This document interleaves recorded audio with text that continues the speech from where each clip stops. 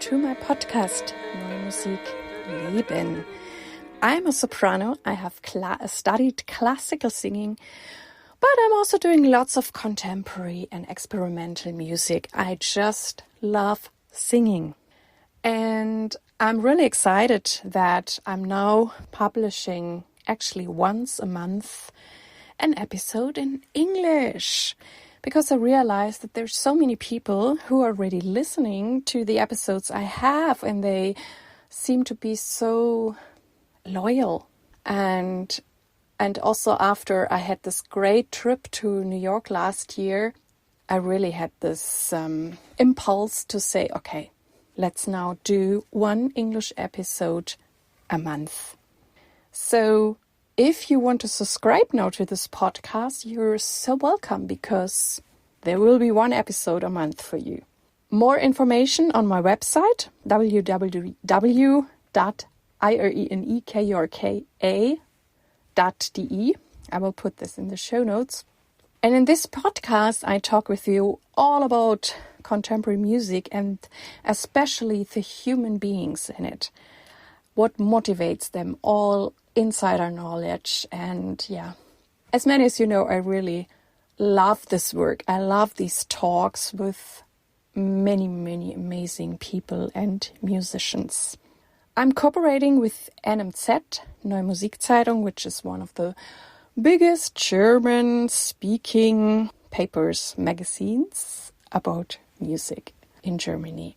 And in today's podcast, I'm talking with the composer Christina Vantzou, and we had a great project last year in Paris, and we're also going to talk about that. But everything else, I think she's a really amazing, inspiring person. So enjoy the interview with Christina Vantzou.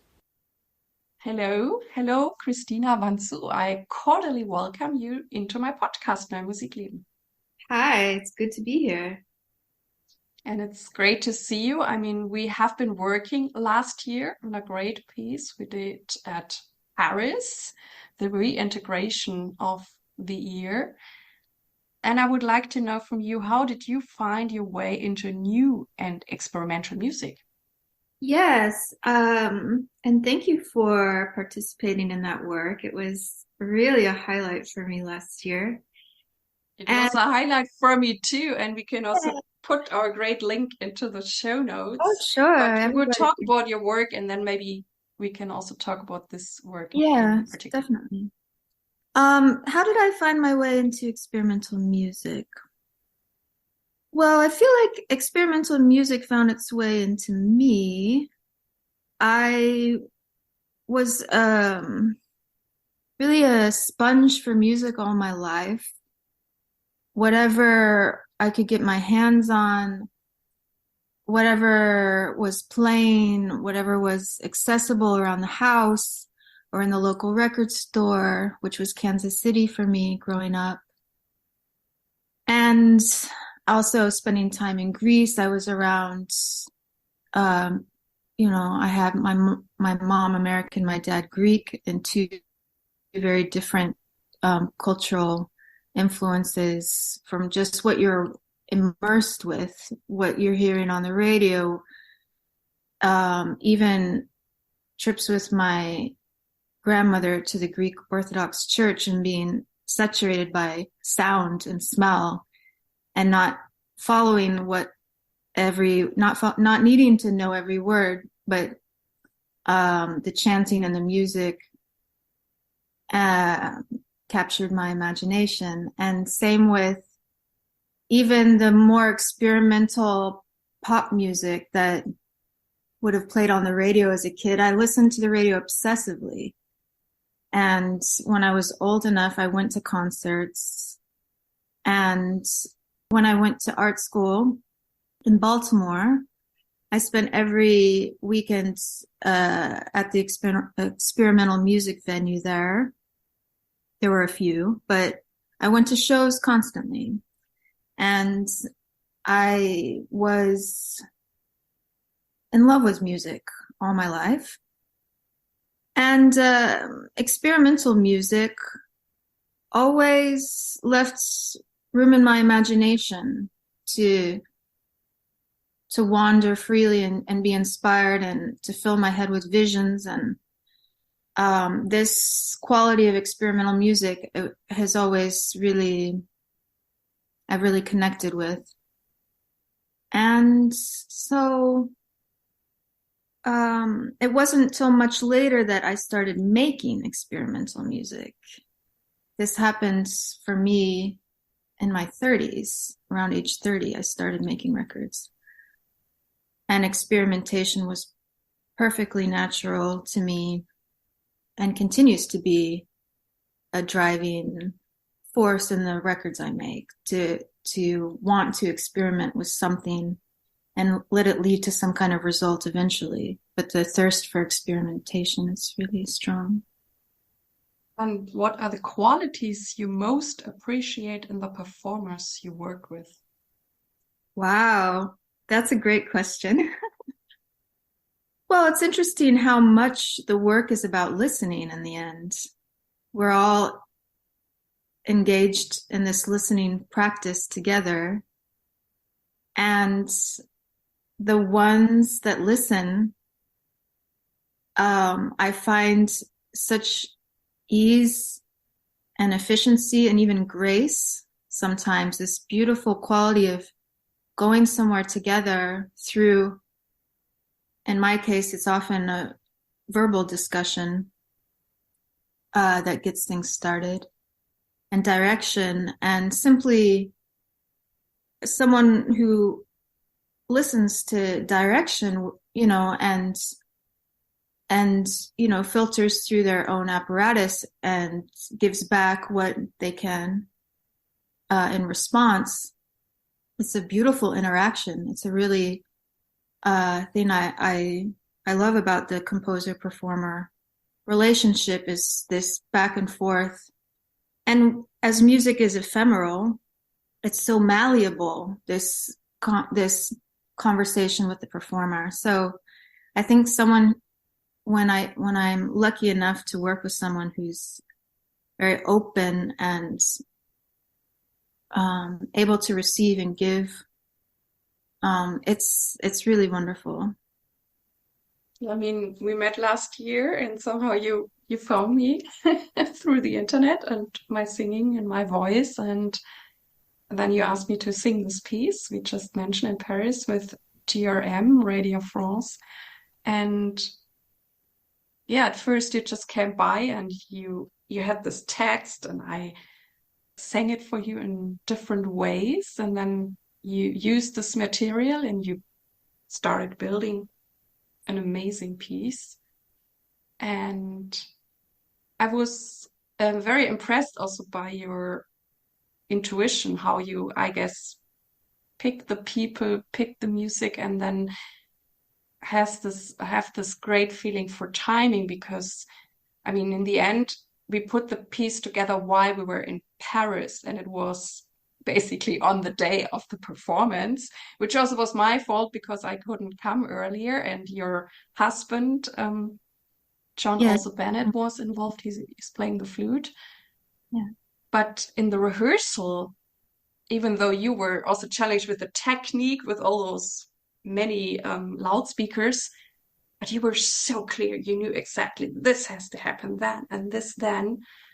And yeah, it was really, really amazing. And I mean, the whole is amazing and the sound is amazing there, but to observe your clarity.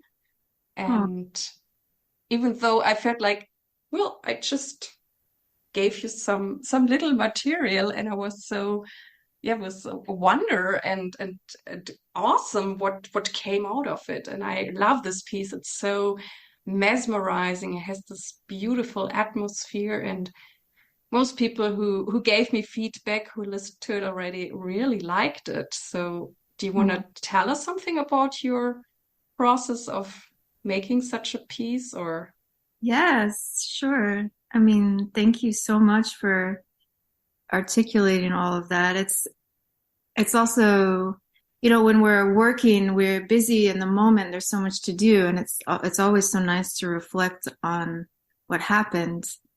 And the clarity is really important. We have somewhere to go together, and you have a really strong feeling about it. And intuition is, I've definitely developed a strong intuition through music. There's feelings that guide everything. A feeling led me to you, to reach out to you, and your voice. And you said what, I did a lot with what little you gave, but I would say you gave a lot. And it was amazing how, for me, I was so impressed with your openness and welcoming me to your space. We recorded in your apartment, which was really cool. Sometimes it doesn't have to be so complicated also. I learned that time and time again. We recorded on a simple Zoom recorder. I gave you the text, and within a short time, we had amassed an hour of tape with variation and spoken parts and sung parts and variation on the sung parts. And any given performance is usually 45 minutes. So if you already have over an hour of material from one meeting, it's an incredible gift. And then things slow down. I take a lot of time to listen over many sessions with time in between so that I can feel something. If I listen all day long to a piece, you start to lose the intuition a little bit at the end. You've been burning it into your brain and your senses, and I like to give it a little space. I try to forget the piece.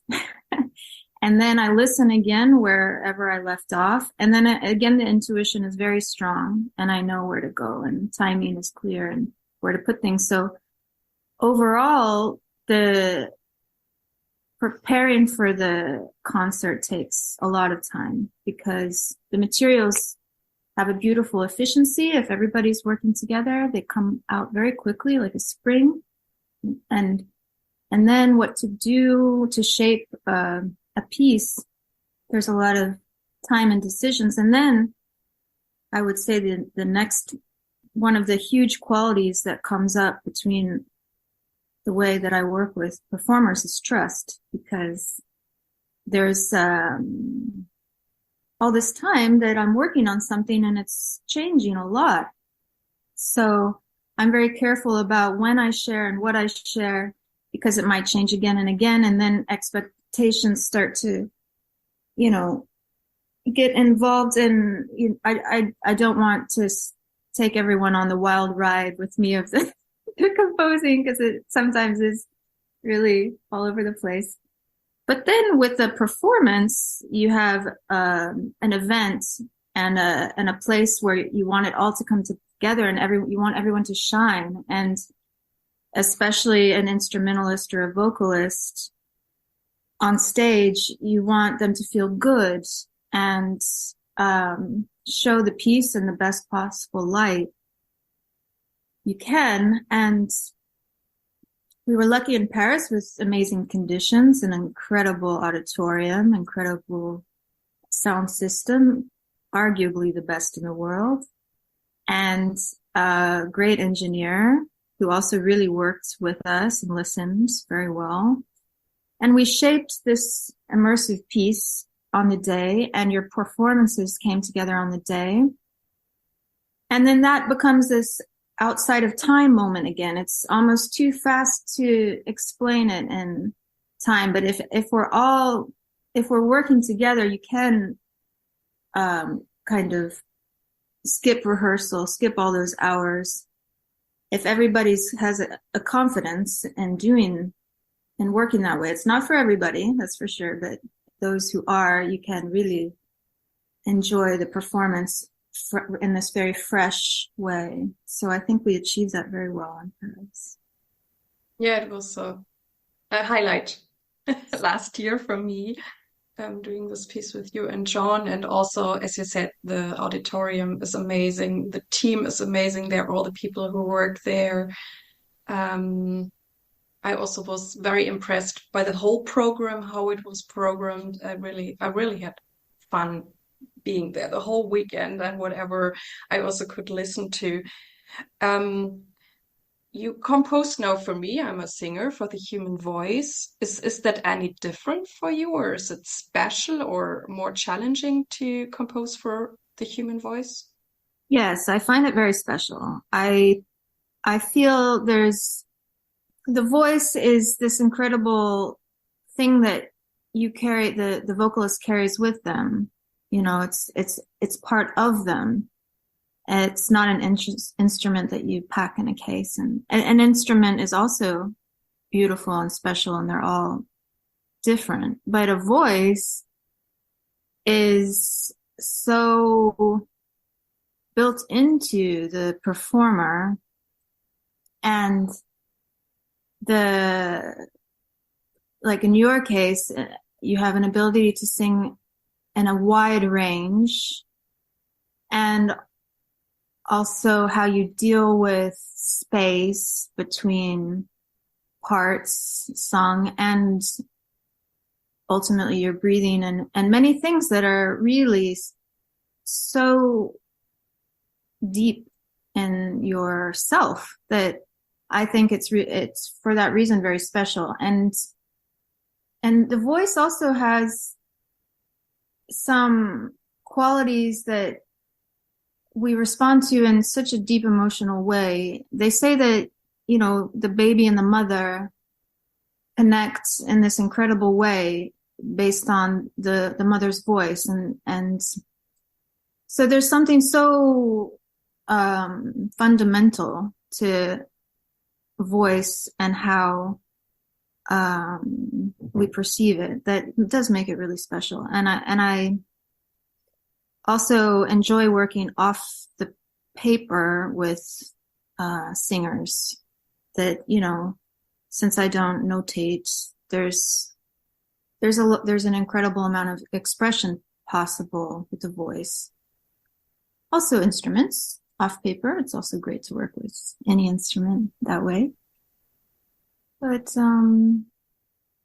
yeah, it was a conscious decision for me to focus on voice in my work starting about 5 years ago.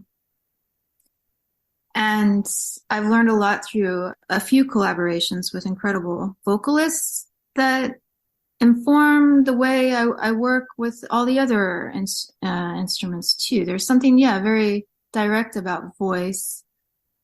And in my case, I don't know if this is true for other composers, but I also have noticed a tendency for vocalists to be very open to this style of to my approach, maybe because voice is already, I don't know, what would you say to that? Do you have any thoughts on that there's something? I don't know exactly what you mean. I mean, I feel that you really capture us very, very whole, not just the singing or the sound, but maybe who we are or what else we whatever do send out by our presence or being. Yeah. And obviously your intuition leads you to the open singers. Right, maybe that. And I mean, I don't know. Since you have not worked with everybody, I don't know how it would be for all of my colleagues.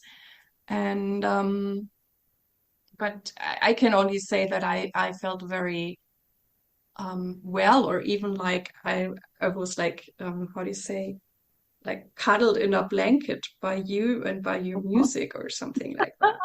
I love that.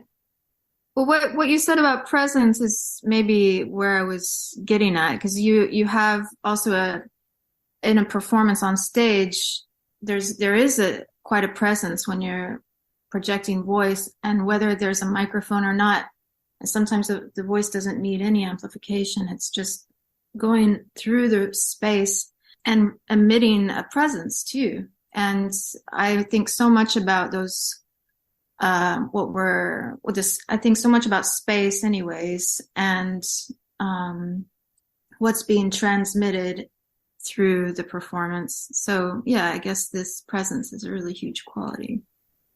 And Yeah. obviously you have a talent in a way to foresee what is possible with this musician or singer, what can happen. And that, I guess, is just your amazing talent. You use electronics. I'm not sure in all your compositions. And how is your use with electronics, or how did you come to electronics? Yes, I often work with electronics, and I have a comfort with them. I have a pretty simple setup, editing sound on a laptop with basic software. And I have worked with synthesizers, various synthesizers. And I also have an intuitive approach to them. I find that I follow my ears and a feeling, and I can get to an interesting place on a synthesizer, and I don't tire of this way of gathering materials and developing ideas. There's a nice immediacy to working with machines. And I also like to generate a lot of ideas. I'm a really generative, creative person, and then I spend a lot of time editing and getting to the bits that are eventually released.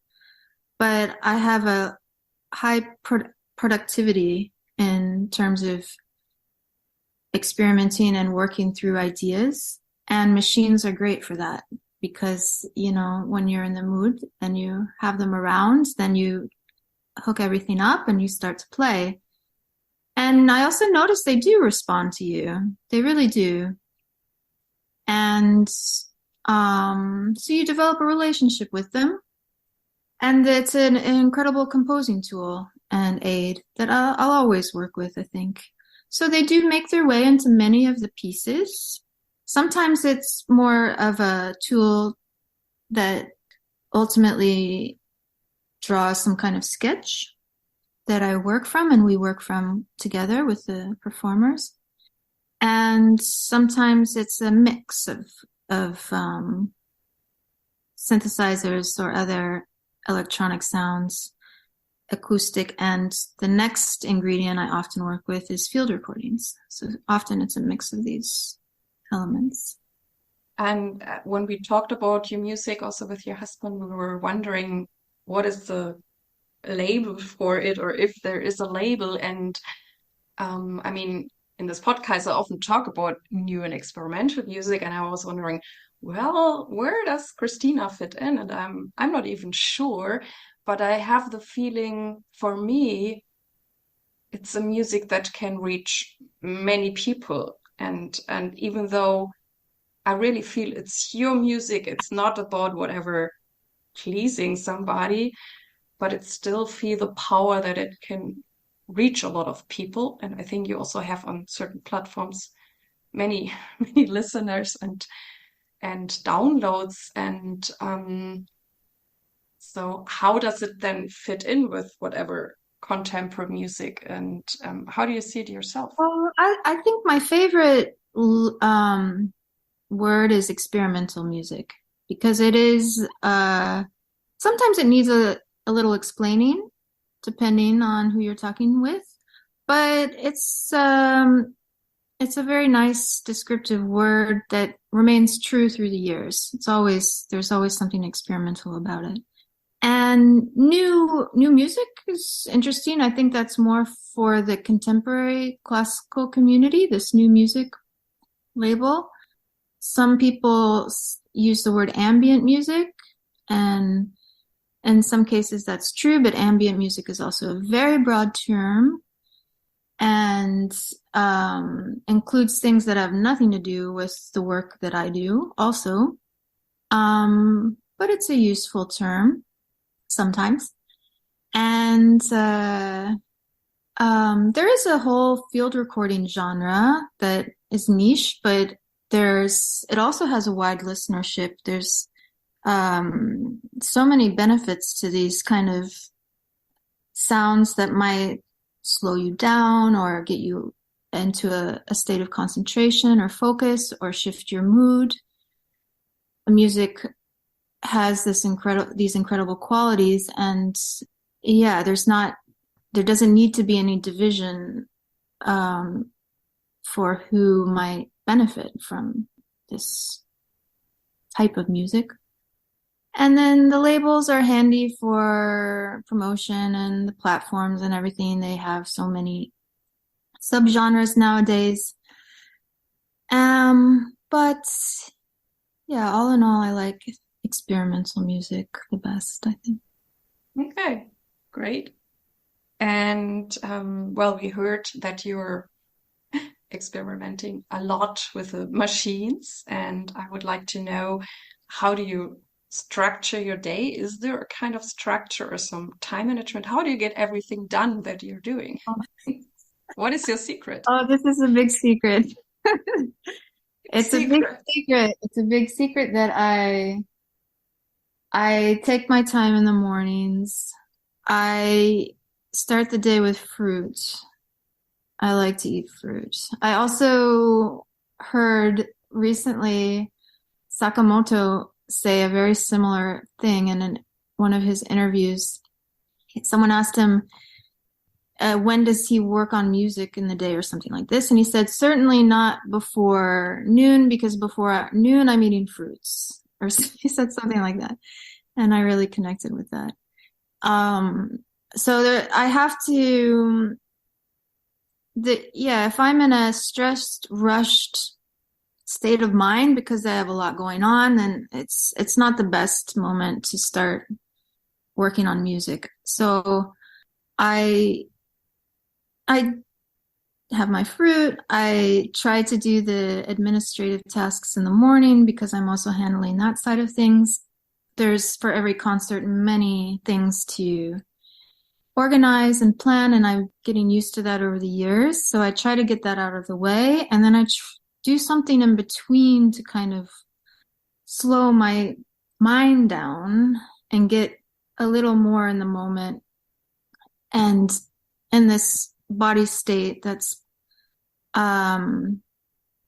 really been necessary for me to work on music. And the body, I mean, you're working with your brain always because there's software to manage, and I'm on a computer and I'm dealing with files, but there is this, you have to sort of like have enough quiet and nothing that will distract you in the next 5 hours. 5 hours is a great amount of time.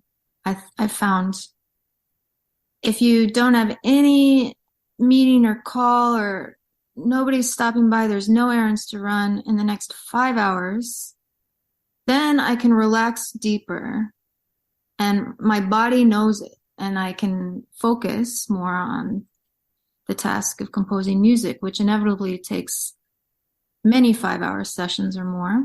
But there's something about clearing the time and space to get into it that's really important. And then it depends on where I am in a work. In the beginning, I'm really intimidated. So, I find all kinds of ways to do other things, or, I have to sometimes eat a lot of chocolate is my trick. Chocolate really. What's a chocolate? I always have a bar of chocolate in the desk or near the computer or in the studio. And yeah, the chocolate kind of, I don't know what it does, but somehow it loosens something and relaxes something, then I can dive in. And once I get going, I can go. So then it's a matter of remembering to stop and eat and be in the physical world, all these things. I'm getting better through the years. So that's kind of how it goes. And every day is different depending on the demands of the day.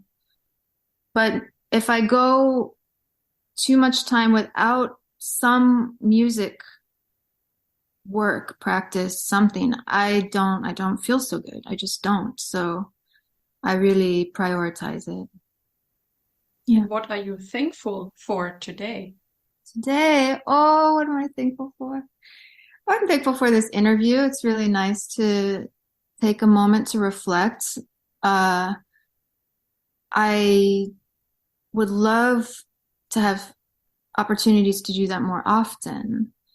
There's so much time alone, actually, and working on and gathering the energy that it takes to make a project come alive and bringing the people together and all these things.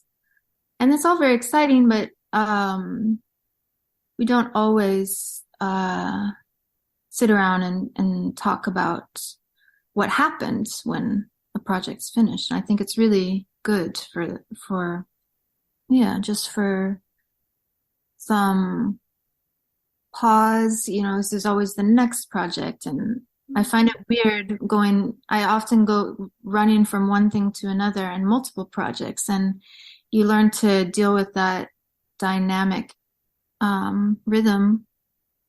But it's really nice to, in order to evolve, to really think about how things have been and what could be improved and how you want music to operate for you this year. And, that changes year to year. So yeah, it's nice at the beginning of the year too, to think about these things. So I'm thankful for this moment of reflection. And who and what has played the greatest role in shaping you, and what inspires you? One person? Is it who or what? No, whatever you want to tell me. It can be anything. It doesn't have to be a person, but whatever inspires you. Well, I'm really inspired by film. I love films and film scores and sound design for films. And if I'm working on a piece and want to test it, I often pull up a clip from a film that comes to mind, or that holds, I don't know, that I want to see how the music plays against image often. And it's something I do on a regular basis also to resolve if I'm a bit stuck. So there's something about sound and image together that is a continual inspiration to me. And there's many, many things that inspire me, for sure. Nature, huge. We share a love for the sound of birdsong. Yes, that's our little secret. Endlessly inspiring. And yeah, just the feeling of, if I'm alone in nature and I start to take in the sound atmosphere, and ultimately there's a lot going on when you're really listening. It's incredibly inspiring. So that's another big one too. Have you actually written music for a film yet? I haven't. There's been some. Maybe that has to come to you. I've had some scripts sent to me. There's a director or two that could listen to this, and they know who they are, and we're still talking. It's a long process to make a film, and the composer-director relationship is also really key. It can be a really beautiful story there. It can be also a horror story. I know a lot, plenty of colleagues have gone down that road.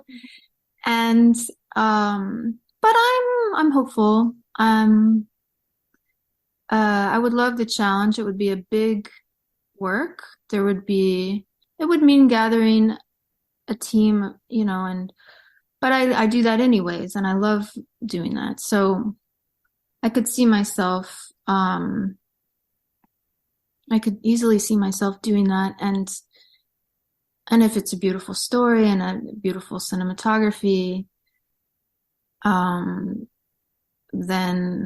it would be really a dream. Yeah. Great.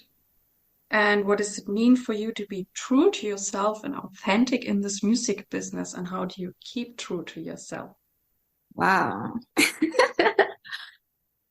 Well, I think anywhere we are in life, these virtues are so important to guide us. And certainly in music, I wouldn't be still around making music if I hadn't grappled with this question.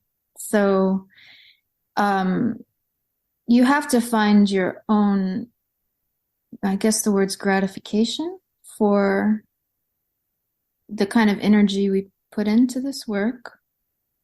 It doesn't match the society's plan for us.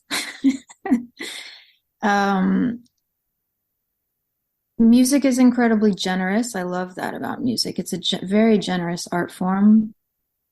And I feel like a participant in every project I do, even if it's something I initiated, and I use my own name, and I feel like I'm really in service to the music, which is guiding. And so, yeah, there's already a spiritual quality to this philosophy of music. And then again, we're all far from some kind of give and be rewarded through the world of commerce that we're taught, and we know it's something else totally. So you learn to build a value system, I found, as an artist, that's true for you, that keeps you thriving, that gives you a feeling that you are playing a role in the lives of those coming in the future, even. Music is something that can touch not only ourselves and our community now, but future generations. And, you have to go inside yourself to arrive in the places where you find really meaning in what you're doing. And so I think that's a constant practice, as well as dreaming up projects and getting folks together and performing. And there's a constant going back inside and knowing what you're doing, really. So, yeah. And what does success mean for you? Well, success, I've learned also through music to define that for myself. And when I'm in a performance and there's all these lovely people around, and after the performance, you have incredible conversation with someone that you just met, I find this to be, I don't know if you could say that's a success, but the energy that it gives me is really important to me. And to feel like you can learn about yourself with music, project by project, and with meeting people and all the ways music gathers people together, and find that in those moments of gathering, there's something meaningful there to that, and there's an exchange. I find that exchange to be what you might call success. And what drives you forward, or do you have a vision? I always, the vision is always very important to me. And I'm also a visual person. But I really believe in dreaming forward and letting imagination guide you. This is, I think, a huge magical power almost that we have as artists, that we work with in a very real way. We dream things up, we have a vision, and we go there and we watch how that whole process happens again and again. And I think the magic in that is what drives me. I love the magic in all of that. So the more I experience it, the more I trust in it, and the more I'm willing to, again, go out and learn. Yeah, thank you so much for this open and inspiring talk. And we are actually at the last question. And I would like to know from you, which tip would you like to give young artists? This is such a big question.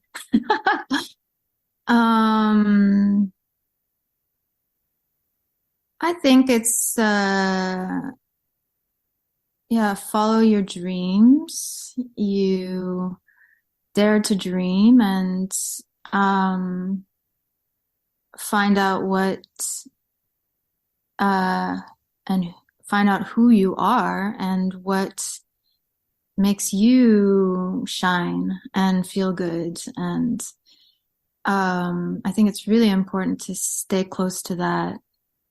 Music, just like anything else, has, you want to be something or do something to get recognition and be heard. And I think it's always best to be yourself. So those are the words of advice I have for young people. Christina, I thank you so much for our conversation today. And I hope to see you soon again. Thank you so much. This was the interview from today. I hope that it inspired you. And please send me your emails, send me your feedback, because I love to interact with you. Thank you very much that you tuned in with me today. I really, really hope that you liked it. And please tell your friends and colleagues about this podcast. I thank you very much. I wish you all the best. Live your music, live your life, and see you next time. Yours, Irene.